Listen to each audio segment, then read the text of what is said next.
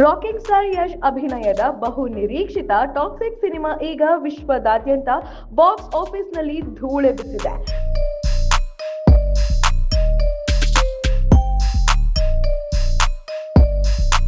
ಬಿಡುಗಡೆಯಾದ ಮೊದಲ ದಿನವೇ ಪ್ರೇಕ್ಷಕರ ನಿರೀಕ್ಷೆಯನ್ನ ಮೀರಿಸಿ ಅಬ್ಬರಿಸುತ್ತಿರುವ ಈ ಚಿತ್ರ ವರ್ಲ್ಡ್ ವೈಡ್ ಬರೋಬ್ಬರಿ 140.75 ಕೋಟಿ ಕ್ರೋಸ್ ಕಲೆಕ್ಷನ್ ಅನ್ನ ಮಾಡುವ ಮೂಲಕ ಭಾರತೀಯ ಚಿತ್ರರಂಗದಲ್ಲಿ ಒಂದು ಇತಿಹಾಸವನ್ನ ಸೃಷ್ಟಿಸಿದೆ.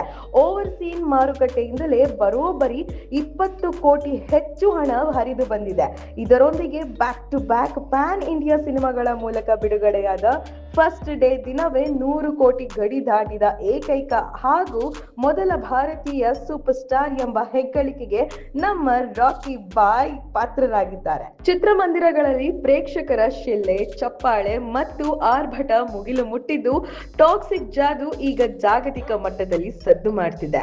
ಮೊದಲ ದಿನವೇ ಈ ರೇಂಜ್ಗೆ ಧಮಾಕ ಸೃಷ್ಟಿಸಿರುವ ಈ ಸಿನಿಮಾ ಮುಂಬರುವ ದಿನಗಳಲ್ಲಿ ಹಾಗೂ ವೀಕೆಂಡ್ಸ್ಗಳಲ್ಲಿ ಬಾಕ್ಸ್ ಆಫೀಸ್ನಲ್ಲಿ ಇನ್ನಷ್ಟು ದೊಡ್ಡ ಮಟ್ಟದ ದಾಖಲೆ ಸುನಾಮಿ ಸೃಷ್ಟಿಸಲಿದೆ ಎಂಬುದನ್ನ ಕಾದು ನೋಡಬೇಕಾಗಿದೆ.